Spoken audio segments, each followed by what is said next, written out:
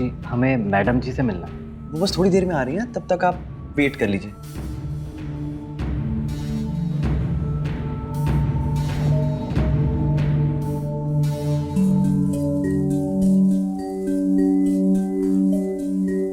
जी आपका बच्चा इसी सेंटर से हुआ है?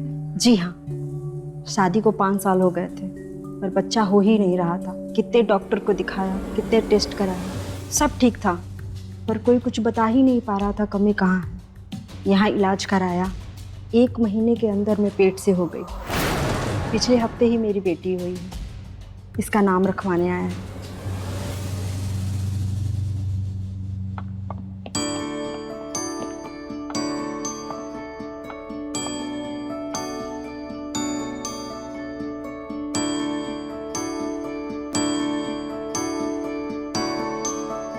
नमस्ते मैडम। नमस्ते नमस्ते नमस्ते। आप लोग आइए। अब तो खुश हो? आप लोगों की मन की मुराद पूरी हो गई। बताओ। मैडम, आपके पास अपने बच्चे का नाम रखवाने आए हैं।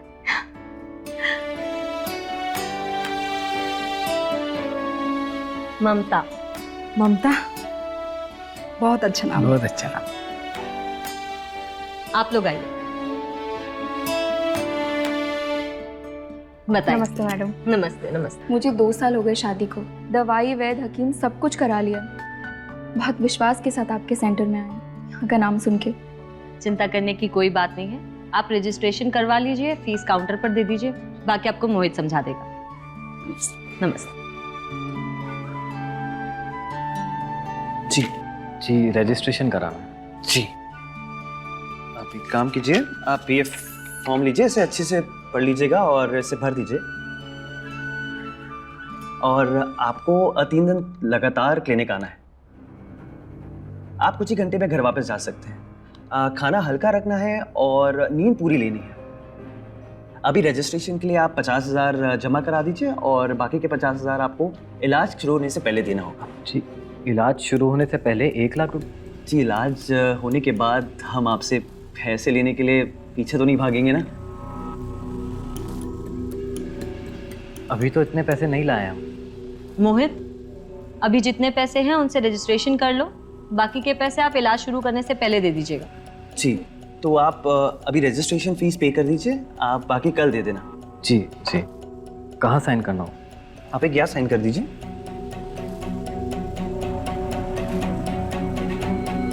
ठीक है, अभी मेरे पास इतने पैसे हैं। कल अगर हम बाकी के पैसे लाएंगे तो कल ही इलाज शुरू हो जाएगा ना? हाँ ज़रूर, आप कल लेके आ जाइए, आपका इलाज शुरू हो जाएगा। जी।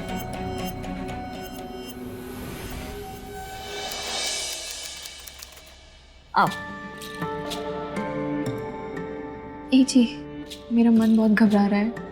काहे घबरा रही हो? हम हैं ना तुम्हारे साथ, और मैडम जी भी तो है। हाँ, घबराने की कोई जरूरत नहीं है। कोई ऑपरेशन थोड़ी ना करने जा रहे हैं तुम्हारा, सिर्फ चेकअप ही तो करना है। चलो अब हमारे साथ आ सकते हैं? सरिता, इलाज तुम्हारा होना है। इनकी जरूरत होगी तो हम बुला लेंगे। आप जब तक हॉल में ही वेट कीजिए। मोहित, इन्हें हॉल में बैठाओ। चले। ये है हमारी ट्रीटमेंट क्लिनिक, यहीं बैठ जाओ। तुम्हें घबराने की कोई जरूरत नहीं है सरिता, तुम बिल्कुल ठीक जगह हो। अच्छा ये बताओ, तुम्हारी शादी को कितने साल हो गए? जी 2 साल हो गए। एक बात बताओ, तुम्हारा तुम्हारे पति के साथ रिश्ता तो होता है ना? जी जी होता है। अच्छी बात है, क्योंकि मैं समझ सकती हूँ कि बिना बच्चों के पति पत्नी की जिंदगी कैसी हो जाती है। पर तुम टेंशन मत लो, तुम्हें कोई चिंता करने की जरूरत नहीं है। लो, इसे पी लो। ये क्या है? पहला डोज पी लो।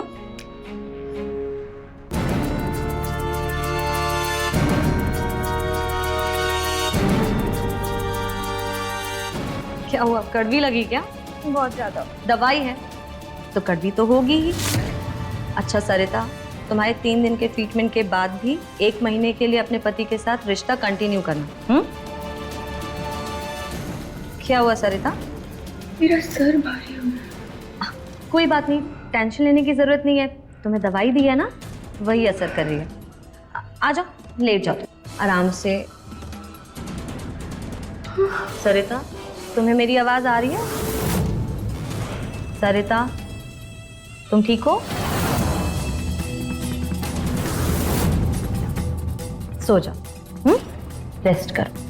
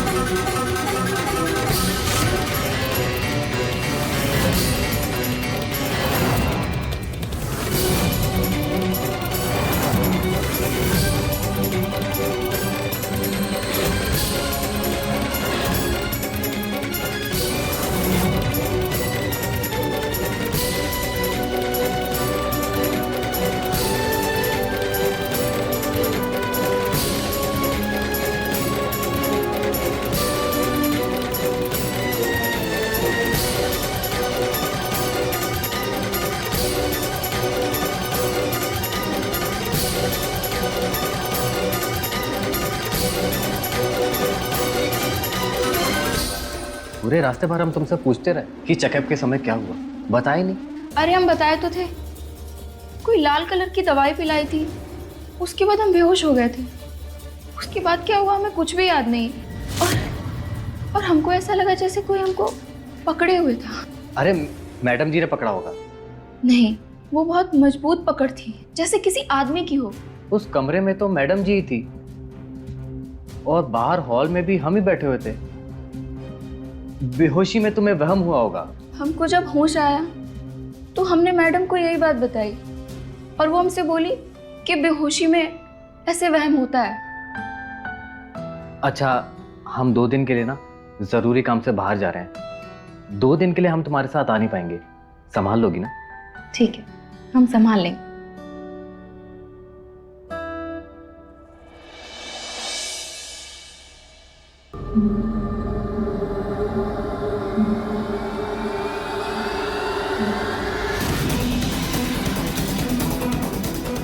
कौन है? कौन है?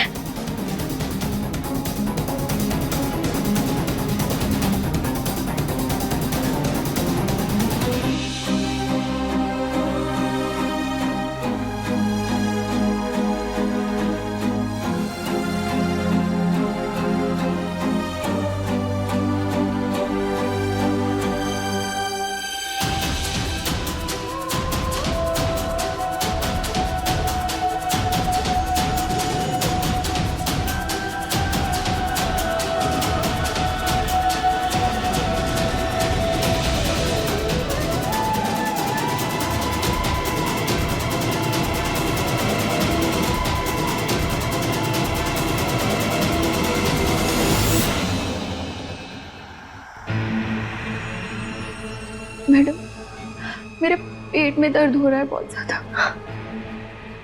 चिंता की कोई बात नहीं है सरिता, तुम्हें बच्चा हो इसके लिए इलाज चल रहा है और जो दवाइयाँ तुम्हें दी जा रही हैं वो तुम्हारे शरीर को तैयार कर रही हैं। अब जब शरीर में बदलाव होगा तो दर्द तो होगा ही। तुम घर जाकर के आराम करो, दर्द ठीक हो जाएगा। हमको कल भी एहसास था, लेकिन आज मुझे सब याद है। हमने देखा उस कमरे में कोई था। नहीं सरिता, तुम कुछ ज्यादा ही सोच रही हो। मैंने तुम्हें कल भी बोला था ना कि जब बेहोशी की दवा देते हैं तो बेहोशी में ऐसे वहम होते हैं। इस क्लिनिक में सिर्फ मैं ट्रीटमेंट करती हूँ, सिवाय मेरे और मेरे पेशेंट्स के मेरे ट्रीटमेंट रूम में कोई नहीं आ सकता। पर मैडम देखिए ये निशान कैसे हुए? ये नॉर्मल है सरिता।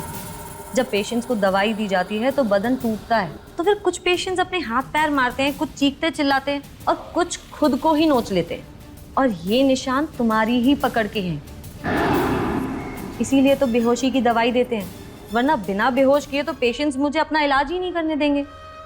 एक बात याद रखना सरिता, मैं थोड़ी अलग टाइप की डॉक्टर हूँ। मैंने सारी पढ़ाई खुद से की है और ये औरतों की कमज़ोरी, इस पर भी रिसर्च खुद की है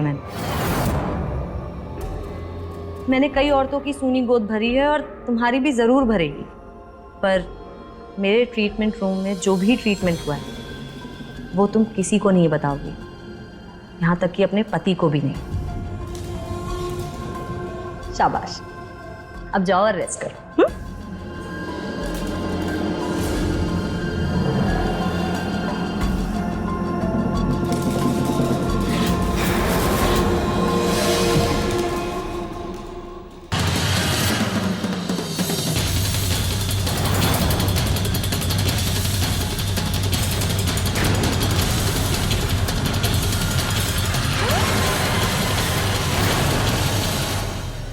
सरिता, सरिता कहाँ खो गई बताओ? नहीं, कुछ भी नहीं। अरे कहाँ खो गई हो? सब्जी जल गई है, जलने की बदबू नहीं आई? कहाँ खोई हो?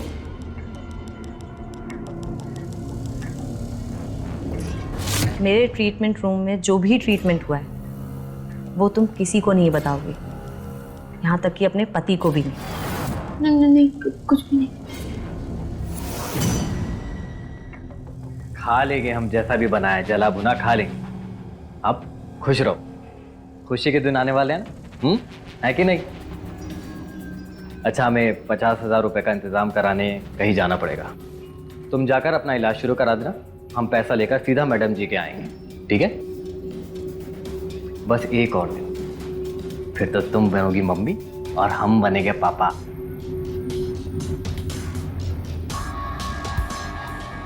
खाना ले आओ, ठीक है?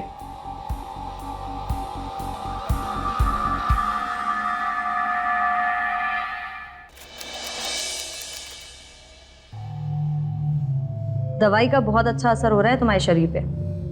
अब ये तुम्हारी तीसरी और आखिरी डोज है, फिर तुम बच्चे के लिए तैयार। लो, पी लो इसे।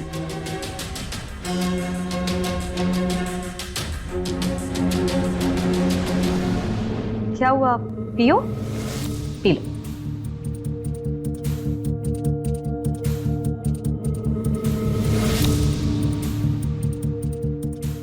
अब तुम आराम करो, लेट जाओ।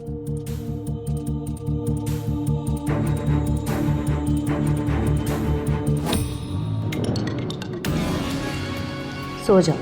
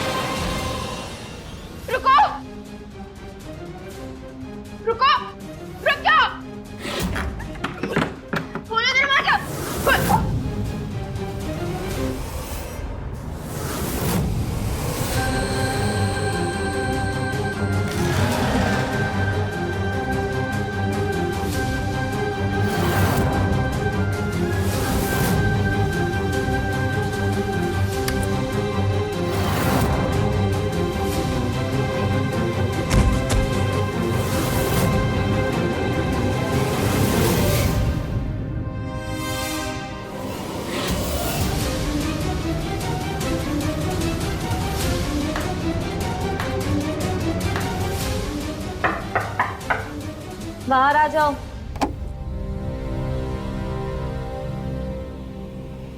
वो कहाँ चली गई?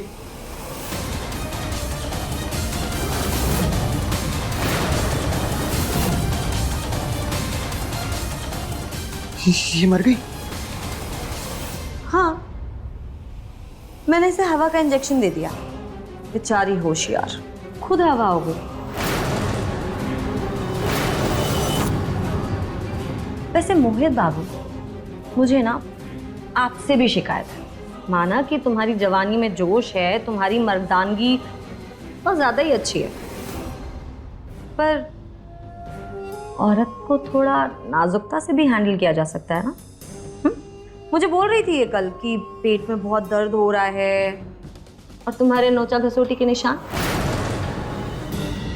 ध्यान रहे, तुम किसी भी औरत पर कोई निशान नहीं छोड़ सकते। समझ रहे हो ना तुम? मुझे बहुत समझाना पड़ता है उन लोगों को। देखो पुष्पा, मुझसे गलती हो गई। I am really sorry, please माफ कर दो। लगता है मैंने जो तुम्हें सिखाया था वो तुम भूल गए हो। चल फिर से सिखा देती हूँ तुम्हें। चलो।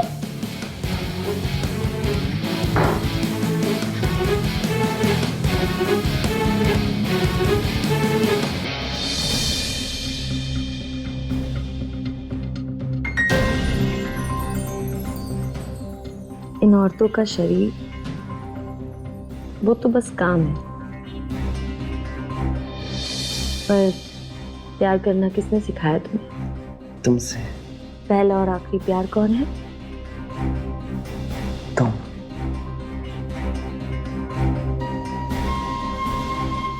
तुम पर हक किसका है? तुम्हारा।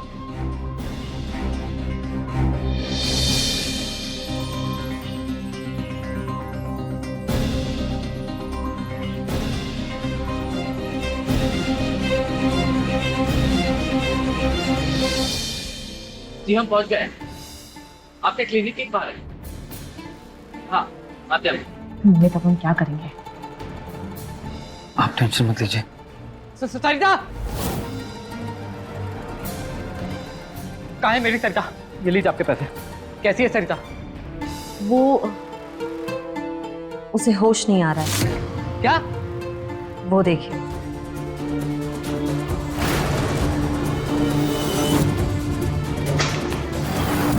सरिता सरिता सरिता उठो, इसके तो सांसें नहीं चल रही हैं।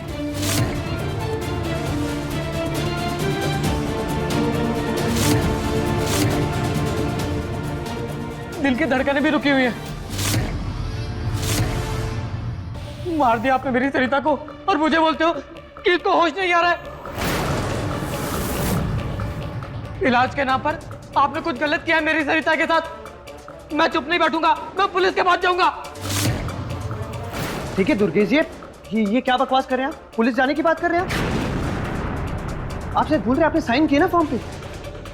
आपने पढ़ा नहीं ध्यान से? रुको।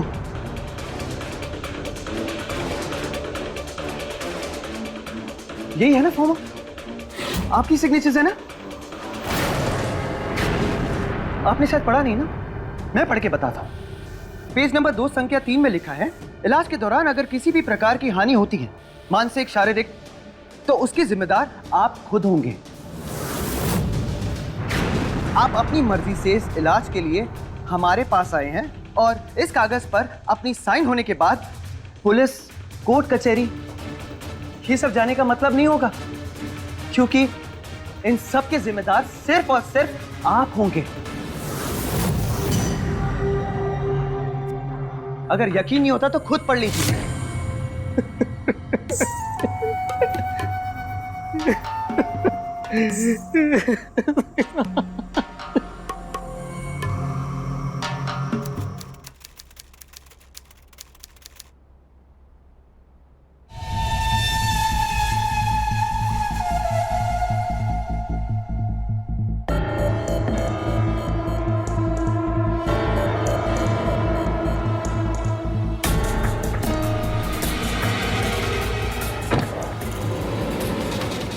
एक्सक्यूज मी,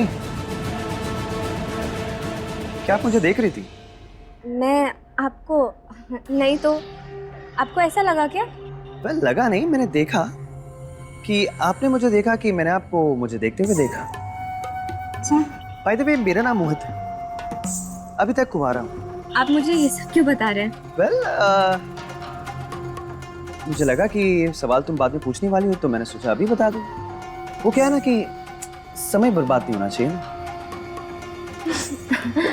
ओके, तो डांसर, जुम्बा इंस्ट्रक्टर या फिर योगा टीचर? Really? क्या करते हो आप?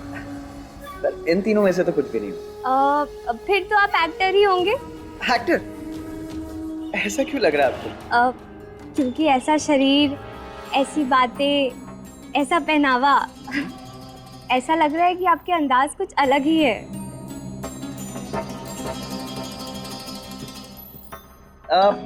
वैसे मैडम वो मधु नाम है मेरा। हाय। हाय। एक सेकंड, मेरे पापा का कॉल आ रहा है, अब मुझे जाना होगा। आपसे मिलके अच्छा लगा, बाय। अच्छा सुनो, हम फिर कब मिलेंगे? फिर वैसे ही जैसे आज मिल गए। कल सुबह। कहाँ? क्या है? कितने बजे? 11 बजे। ठीक है, तो कल सुबह 11 बजे यहाँ। अब मैं चलती हूँ। Okay, bye. बाय।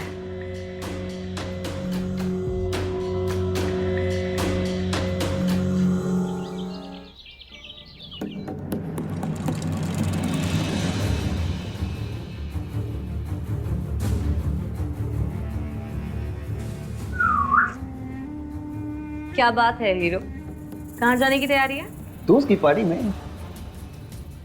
कौन सा दोस्त? आज कोई पार्टी वार्टी नहीं है, 3 क्लाइंट्स हैं।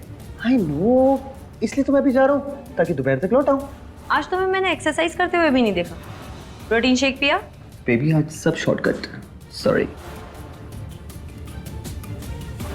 मोहित, हाँ। देखो अपने शरीर से कोई भी मजाक नहीं, क्योंकि ये मेरा है, मेरे प्यार के लिए भी और मेरे धंधे के लिए भी। इसका ख्याल सबसे पहले रखो। किसी दोस्त की पार्टी वार्टी में नहीं जा रहे हो तुम, समझे? मोहित को अगर कोई चीज सबसे ज्यादा पसंद है ना, तो वो है उसका पता। मैं दोपहर तक लौट आऊंगा। ओके, सो बाय। मोहित मेरी बात तो। बाय। ये कौन सा इसका नया दोस्त है जो काम से भी ज्यादा जरूरी हो गया?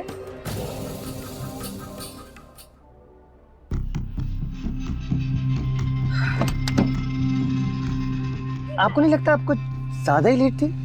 सॉरी, वो मैं लेट हो गई, पर पापा घर पे थे। बहुत मुश्किल से बहाना बना के निकली हूँ। It's okay. अब वैसे तुमने बताया नहीं कि तुम काम क्या करते हो। काम? वेल, मैं खुशियाँ बांटता हूँ। खुशियाँ बांटते हो? मैं समझी नहीं। मैं समझाता हूँ, अपना हाथ दो। हम मिस्टर, क्या इरादा है? इरादे तो कुछ नहीं था, मैं तो बस तुमसे इसलिए हाथ मांग रहा था ताकि तुम्हारा हाथ देख के मैं तुम्हारी खुशियाँ बता सकूं। अच्छा, तो चलो बताओ। ठीक है, लेट्स सी।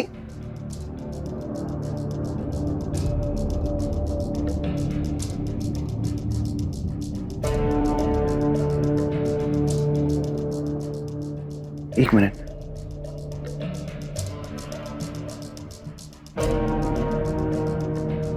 मोहित, बस। क्या हुआ? तुम्हें मेरा छूना पसंद नहीं है? देखो मोहित, ऐसा छूना, ऐसी नजदीकियां, पर्सनल टच, ये सब शादी से पहले ठीक नहीं है। ओके, ठीक है। अच्छा बताओ, मैं कैसा लगता हूँ तुम्हें? तुम मुझे अच्छे लगते हो, पर फिर सिर्फ अच्छा लगने से नहीं होता है। प्यार, शादी, ये पूरे जीवन का साथ, ये सब बहुत सोच समझ के करना पड़ता है। ओके मधु जी, मैं समझ गया। अब आइसक्रीम खाओ।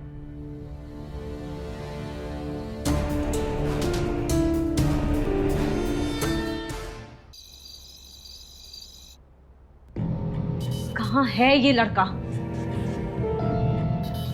मोहित, ऐसी गैर जिम्मेदारी, तुम्हारी वजह से आज मेरा नुकसान हो गया। तुम कहाँ हो? तुम पुष्पा, रियली सॉरी, मैं थोड़ा लेट हो गया। कहाँ थे तुम मोहित? कितनी देर से कॉल कर रही हूँ तुम्हें, ना तुम मेरा फोन उठा रहे हो ना तुम मुझे कॉल बैक कर रहे हो। तुम्हें बोला था ना कि आज के 3 क्लाइंट्स हैं, पूरे 3 लाख का नुकसान करा दिया है तुमने। इतनी गैर जिम्मेदारी। कौन सा नया दोस्त है तुम्हारा जिसकी वजह से तुम्हारा काम भी जरूरी नहीं है?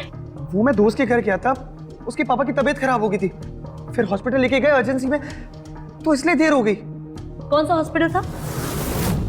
तुम्हारे दोस्त के पापा का नाम क्या है? जरा नंबर दो मुझे उनका, मैं भी तो हाल चाल पूछ लूं उनके। नंबर बोलो। पुष्पा, ये क्या हो गया तुम्हें? क्यों शक कर रही हो मुझ पे? अगर मैं अपनी खुशी के लिए कुछ कर रहा हूँ तो उसके लिए भी मुझे तुम्हें खबर देनी पड़ेगी। मुझे ना अपनी जिंदगी जीने दो, समझी तुम?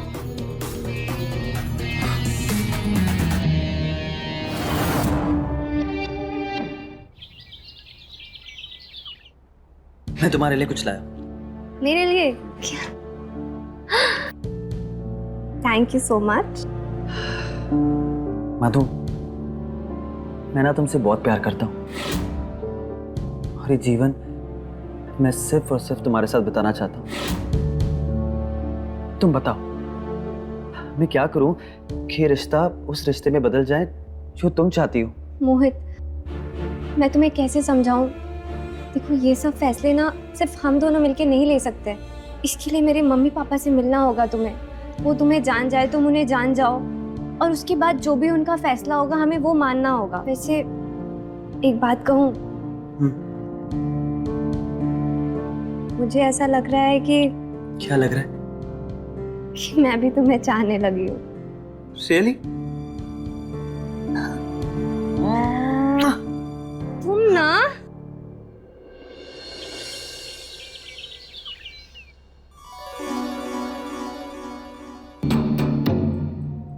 लड़की थोड़ी घबराई हुई है, इसलिए आराम से। हाँ,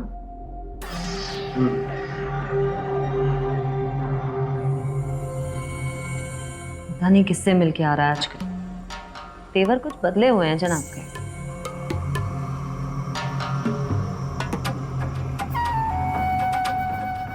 क्या हुआ, वापस क्यों आ गए? पुष्पा, मुझे ना किसी भी औरत के साथ कुछ भी करने का मन नहीं कर रहा है।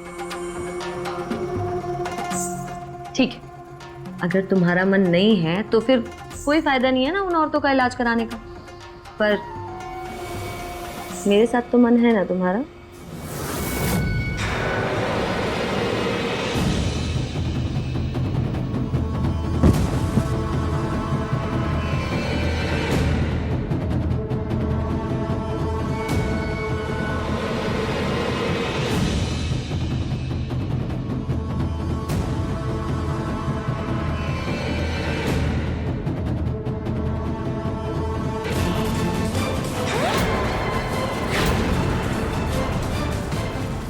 क्या हुआ? मुझे तुम्हारे साथ भी कुछ भी अच्छा नहीं लग रहा है। मेरे साथ भी मन नहीं कर रहा है। मतलब पेट कहीं और से भर रहा है। क्या चल रहा है ऐसा? पुष्पा, ऐसा कुछ भी नहीं है। जिसे हर दिन नई औरत चाहिए थी, जिसके साथ मिलकर के धंधा चालू किया, उसे आज औरत को छूने का भी मन नहीं कर रहा है। ये बदले तेवर ना, मैं बहुत अच्छे से समझ सकती हूँ। इतनी बेवकूफ नहीं हूं मैं। हर मर्द को नब्ज छुए बिना ही समझ लेती हूँ मैं। कौन है वो? बताओ कौन है वो? देखो पुष्पा, मेरा दिमाग मत खराब करो। मैंने कहा कोई नहीं है तो कोई नहीं है। और अब सुनो मेरी बात, मैं नहाने जा रहा हूँ, मेरा और दिमाग मत खराब करना।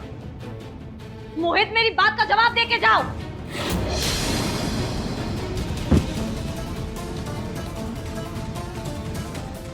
वही तो जरूर है। मैं पता लगा के रहूंगी मोहित।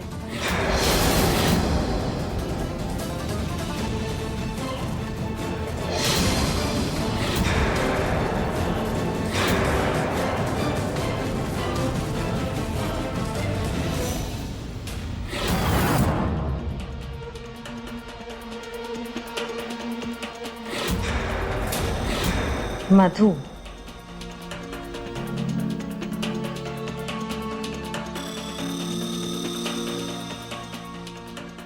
तो मिल गई फुर्सत हीरो को।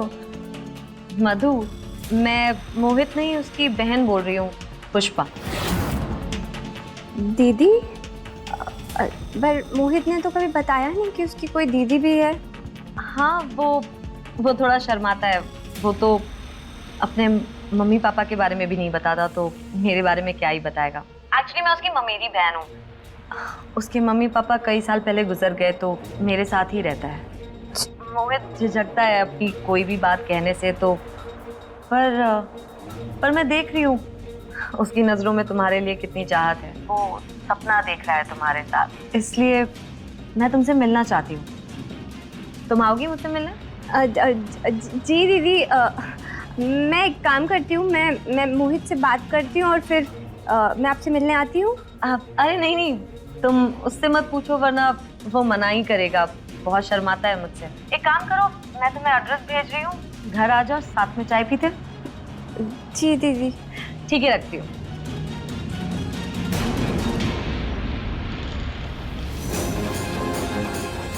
अब करती हूँ तेरा इंतजाम, मधु डार्लिंग।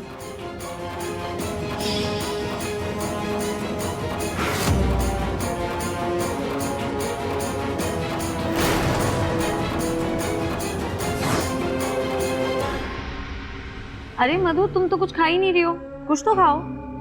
नहीं दी, चाय काफ़ी है और चाय बहुत अच्छी बनी है। Thank you. दी वैसे मोहित कहाँ है?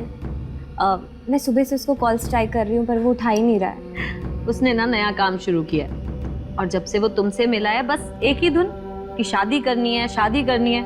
उस लड़के के पैर तो घर में टिक ही नहीं रहे। उसका फ़ोन खराब हो गया था, मैंने ही बोला है कि जाकर के नया फ़ोन तो लेकर के आ जाओ, और लाएगा तो सबसे पहले तो तुम्हें ही कॉल करेगा वो।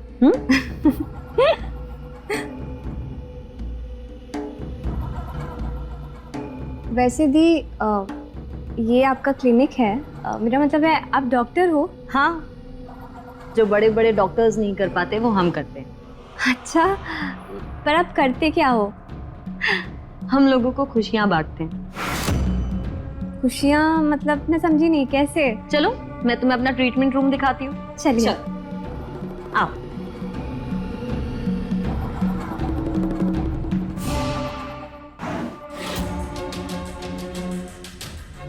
अरे फोन कहाँ चला गया?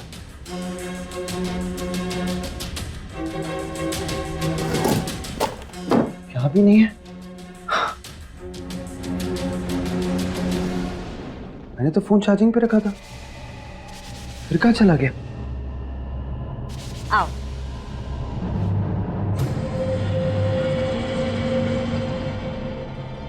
आओ, ये हमारा ट्रीटमेंट रूम है। अच्छा, तुम आराम से बैठ जाओ। मधु, तुम हमारे मेडिटेशन का तरीका देखना चाहोगे? तुम्हें काफी रिलैक्स फील होगा। जी दी, बिल्कुल। ठीक है, तो तुम आराम से बैठ जाओ, मैं तुम्हारे लिए दवाई लाती हूँ।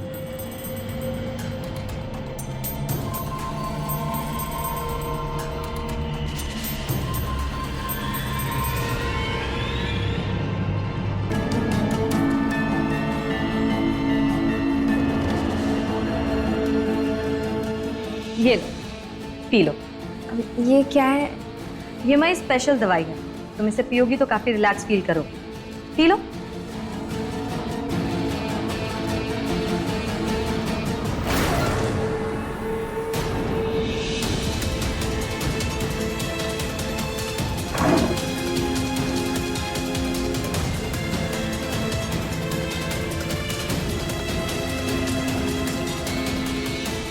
मेरा फोन यहाँ किसने रखा? मधु के इतने सारे कॉल्स। मैंने तो सुबह से मधु को एक भी कॉल नहीं किया, फिर मेरे फोन से मधु को किसने कॉल किया? पुष्पा।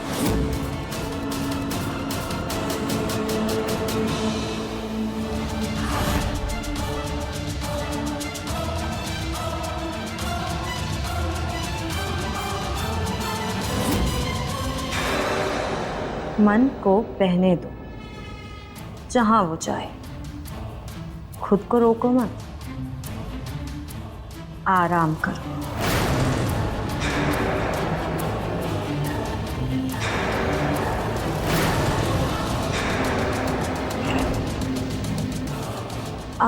तेरा खेल खत्म। छोड़ो मुझे। क्या करी थी तुम? मोहित, मेरा हाथ छोड़ो। तुम्हारी हिम्मत कैसी हुई मधु को यहाँ लाकर ये सब करने की? इसे मैं मार दूंगी, ये जिंदा नहीं बचेगी। मोहित छोड़ो मेरा हाथ। बस कर रहे सब। मधु उठो। मोहित, हमारे कारोबार के लिए इसे मरना ही होगा। यही है ना वो जिसकी वजह से तुमसे हमारे इलाज का वो जिस्मानी नुस्खा नहीं हो पा रहा है। ये नहीं होगी तब तो कर पाओगे ना तुम? तुम्हारे प्यार की वजह से मैं अपने कारोबार को बर्बाद नहीं होने दूंगी, समझ रहे हो तुम? और अब ये मुझसे नहीं बचेगी। पुष्पा, पागल जैसी हरकतें मत करो, फेंको इसको। मेरी बात ना गौर से सुनो। जिसे तुम कारोबार कहती हो ना, वो कारोबार नहीं, अश्लील धंधा है। और मुझे सब करने पे मजबूर किया था तुमने, ब्लैकमेल किया तुमने मुझे, पुलिस का डर दिखा, लड़कपन में मेरी की गई गलतियों को मेरा पाप जताकर अपना धंधा बनाया ना, और हमेशा मुझे ही शिकार बनाया। सच तो ये कि तुम खूनी हो। पल्लवी को मारा, फिर शगुन को मारा, और फिर सरिता को, और अब तुम मेरी मधु को मारना चाहती थी। अरे पैसों का लालच की में और कितनों का खून करोगी तुम? बस करो ये अपना गंदा खेल, समझी? वरना मैं कोर्ट में जाकर गवाही देकर तुम्हारा भांडा फोड़ करूंगा। तुम ऐसा कुछ नहीं करोगे मोहित। मैं ऐसा ही करूंगा। मोहित, पुष्पा, भांडा तो मैं फोड़ूंगी,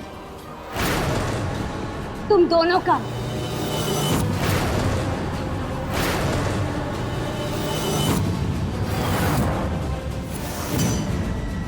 पाप के भागीदार तुम दोनों हो।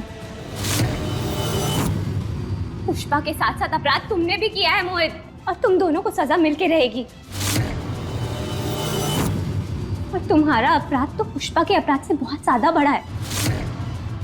इसने तो लोगों की जान ली, बेहोशी की हालत में कितनी औरतों की कोख भर दी, पर तुमने इन सब चीजों को अंजाम दिया। बेहोशी की हालत में ना जाने कितनी सारी औरतों के साथ खिलवाड़ किया। क्यों? बस अपनी हवस की भूख मिटाने के लिए ना। वहशी हो तुम, दरिंदे हो तुम चाहे 1000 जन्म भी ले लो ना, पर जो पाप तुमने किया है उसकी सजा मिलने के लिए वो भी कम है। मधु, पर ये सब तुम्हें कैसे पता चला? मुझे ये सब बहुत पहले से पता है। मुझे तो बस तुम दोनों से सबूत चाहिए था, तुम्हारी मुंह ज़बानी, तुम्हारा कबूलनामा। और अब मेरे पास वो सबूत आ चुका है। तुम क्या करोगी इस कबूलनामे का? हो कौन तुम? मैं कौन हूँ? सरिता, वही सरिता जिसके जिस्म और आत्मा के साथ तुमने खिलवाड़ किया था, सिर्फ अपनी हवस बुझाने के लिए। और तुम ठीक इसी तरह हवा का सिरिंज मारकर उसकी जान ले ली। उसकी बहन हूं मैं।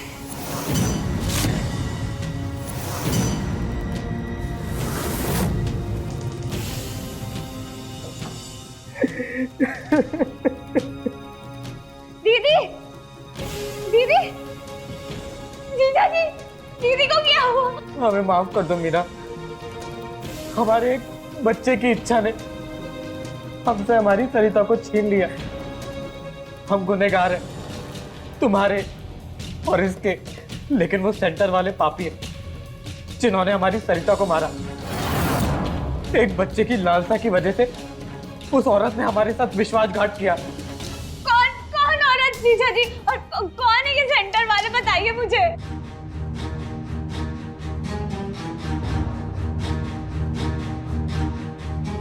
मैं बदला लेकर रहूंगी। अपनी दीदी के गुनहगारों को उनके गुनाह की सजा दिलवा के रहूंगी मैं।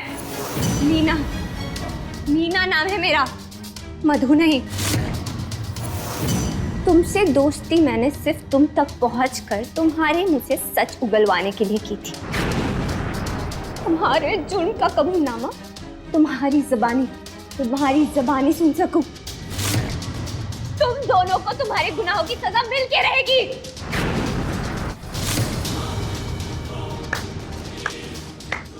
ड्रामा बहुत अच्छा था, पर जो मैंने कहा, जो मोहित ने कहा, ये सुना किसने?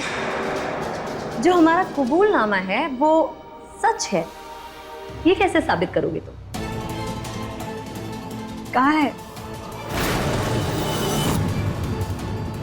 सुना दो तुम दोनों को। हाँ, एक काम करती हूँ, सुना देती हूँ। चलिए, मैंने सब कुछ रिकॉर्ड कर लिया था जब तुम लड़ रहे थे।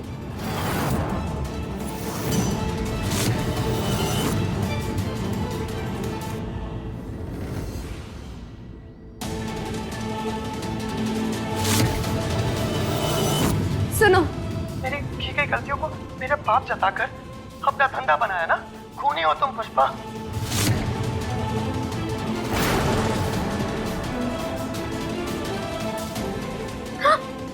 अच्छा ले ही लो। वो क्या है, तुम दोनों के काम आएगा। जेल के सलाखों के पीछे कुछ काम नहीं रहेगा ना करने को, तो यही काम करना। इस रिकॉर्डिंग को रिपीट पे सुनते रहना, ताकि तुम दोनों को पता चले कि तुम कितने बड़े पापी हो। और यही नहीं,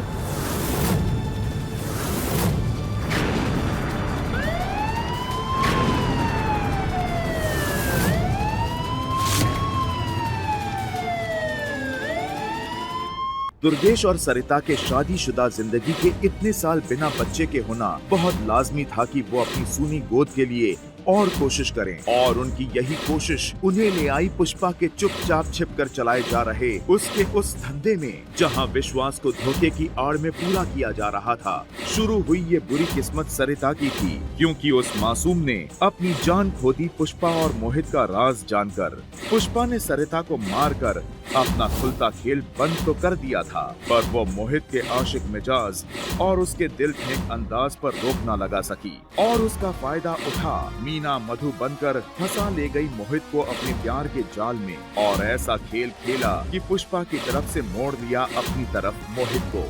मीना ने सरिता के साथ कई औरतों के धोखे का बदला लिया और रोक दिया भविष्य में बाकी औरतों को जिस्म और पैसे के इस धोखे से। तो मिलते हैं अगले एपिसोड में, तब तक के लिए रहें खबरदार, बने होशियार और मेरे यानी रवि किशन के साथ देखते रहिए क्राइम फाइल।